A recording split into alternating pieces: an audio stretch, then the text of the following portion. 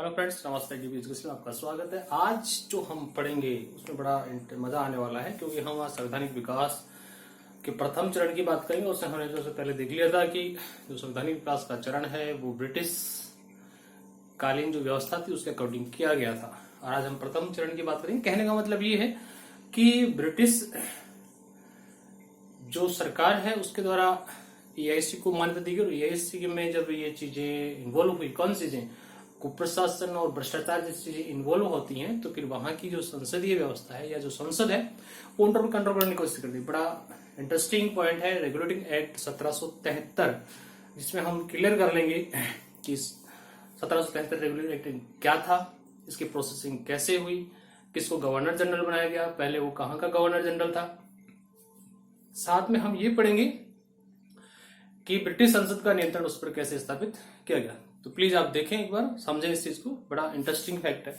चलिए देखते हैं हम यहाँ पे 1773 रेगुलेटिंग एक्ट, इसमें दिया गया ब्रिटिश सरकार के द्वारा ईआईसी में कुप्रशासन एवं भ्रष्टाचार को समाप्त करने के लिए। मतलब ये हो गया कि जो रेगुलेटिंग एक्ट था, हमने पिछले वीडियो में जब संवैधानिक विकास की बात करें तो हमने पढ़ा था कि 1600 ईस्वी में ईआईसी की स्थापना की गई।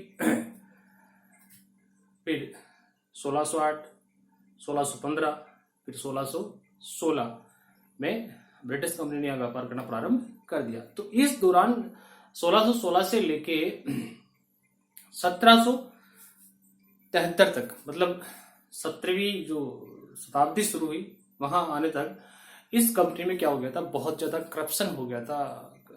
जो डिसिप्लिन था वो मेंशन नहीं हो पा रहा था, एक प्रॉपर तरीके से काम नहीं हो पा रहा था। तो इस काम को रोकने के लिए, इस व्यवस्था को खत्म करने के लिए, कौन सी व्यवस्था, जो भ्रष्टाचार की, करप्शन की थी, जो कुप्रशासन की थी, मिसमैनेजमेंट की थी, हाँ, उसको क्लियर करने के लिए, उसको साफ करने के लिए, एक अच्छा संकेत अन्य देशों में भेजने के लिए 1773 में एक एक्ट बनाया गया, रेगुलेटिंग एक्ट, जो किसके द्वारा बनाया गया था, ब्रिटिश संसद के द्वारा बनाया गया था। अब तो हम ये भी समझ सकते हैं कि जिस कंपनी को 15 वर्ष के लिए व्यापार करने की अनुमति दी थी, वो काफी लंबे समय तक व्यापार कर रही थी, और उसने लगभग जो दक्षिण पूर्वी एशियाई देश थे भारत से, उन पर अपना आधिपत्य स्थापित कर लिया था।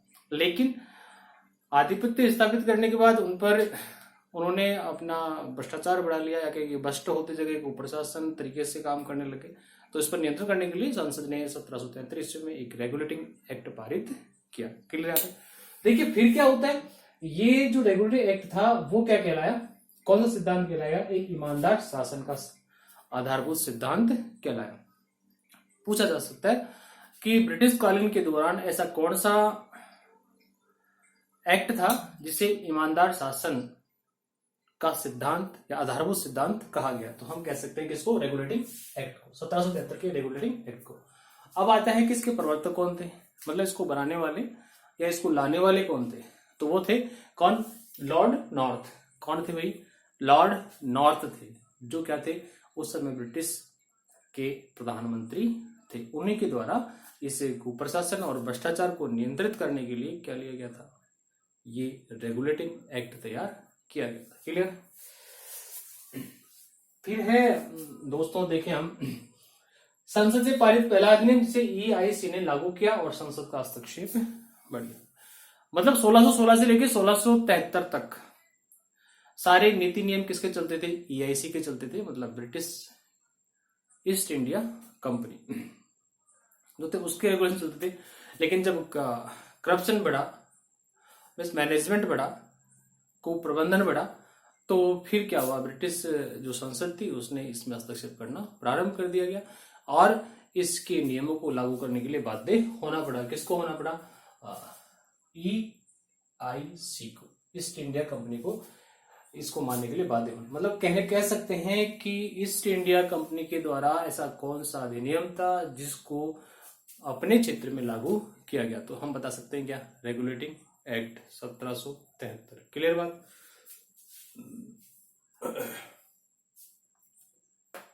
फिर ईआईसी को क्या मिल गई, एक राजनीतिक शक्ति की मान्यता मिल गई। अब सीधा सीधा जो एआईसी थी उस पर नियंत्रण किसका हो गया, ब्रिटिश संसद का, ब्रिटिश सरकार का। तो एक क्या बन गई, राजनीतिक संस्था बन गई। मैंने यही लिखा है कि राजनीतिक शक्ति के रूप में इसको क्या मिल गई, मान्यता मिल गई। पहले ये प्राइवेट के तौर पर काम करती, एक निजी कंपनी के रूप में काम करती, लेकिन जब करप्शन बढ़ा तो सरकार ने इसमें इंटरफेयर किया और उस पर अपना नियंत्रण और हस्तक्षेप करना प्रारंभ कर दिया। तो ये क्या बन गई, राजनीतिक संस्था बन गई। क्लियर।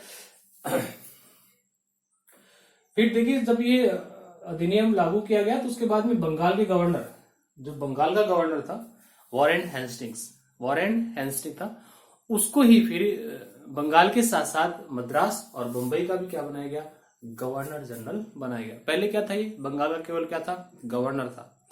पहले क्या था, बंगाल का गवर्नर था। जैसे ही 1773 रेगुलेटिंग एक्ट लागू किया गया तो इसी गवर्नर को, वॉरेन हेस्टिंग्स को क्या किया गया, बंगाल के साथ साथ मद्रास और मुंबई का गवर्नर जनरल बनाया गया। और यही व्यक्ति भारत का पहला गवर्नर जनरल बना। यही व्यक्ति भारत का क्या बना, पहला गवर्नर जनरल बना, वॉरेन हेस्टिंग्स। ठीक है, ये मैंने नाम लिख दिया, वॉरेन हेस्टिंग्स।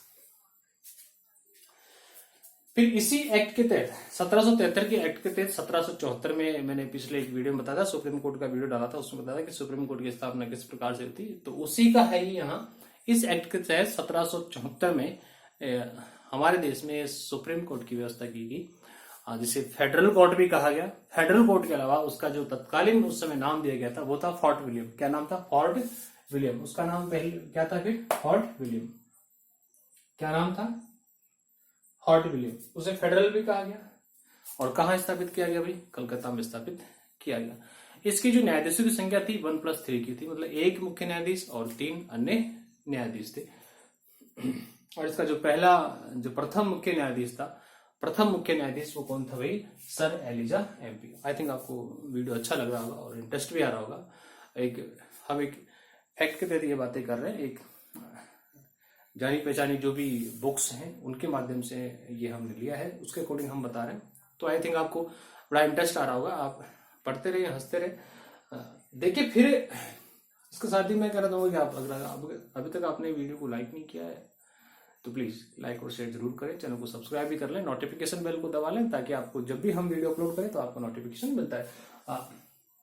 मुख्य न्यायाधीश कौन था भाई, Elijah Impey, sir Elijah Impey. मुख्य न्यायाधीश कौन था, सर एलिजा एमपी। ये क्वेश्चन भी बन सकता है, आरएस आईपीएस लेवल का क्वेश्चन है, तो पूछा जा सकता है कि जो फोर्ट विलियम था उसमें मुख्य न्यायाधीश कौन था, सर एलिजा एमपी। या कहें कि जो भारत का जो सुप्रीम कोर्ट था 1774 में जो बनाया गया, कलकत्ता में स्थापित किया गया, उसका मुख्य न्यायाधीश कौन था, तो सर एलिजा एमपी। क्लियर है। इसके बाद में देखिए इसी एक्ट के तहत 1773 रेगुलेटिंग एक्ट के तहत क्या किया गया, पहली बार एआईसी के लिए लिखित संविधान प्रस्तुत किया गया। मतलब कह सकते हैं कि 1773 जो एक्ट था, रेगुलेटिंग एक्ट, वो पूर्ण रूप से एआईसी पर अपना आधिपत्य स्थापित करने वाला था। तभी तो किया गया कि इसके लिए फिर इस रेगुलेटिंग एक्ट के तहत एक लिखित संविधान का प्रस्ताव भी पारित करवा लिया गया। देखा गया लिखित संविधान का प्रस्ताव प्रस्तुत किया गया और जिसके अंतर्गत नियंत्रण एवं हस्तक्षेप किसका हो गया भाई, किसका प्रारंभ हो गया, ब्रिटिश संसद का प्रारंभ हो गया। तो डियर फ्रेंड, मेरे विद्यार्थियों, मेरे लाडलो, ये था हमारा रेगुलेटिंग एक्ट। आई होप कि आपको जरूर समझ में आया होगा। तो प्लीज अगर समझ में आया तो आप लाइक शेयर सब्सक्राइब जरूर करें। जय हिंद, जय भारत और अपने कर्म पथ पर लगातार बने रहें। नमस्कार।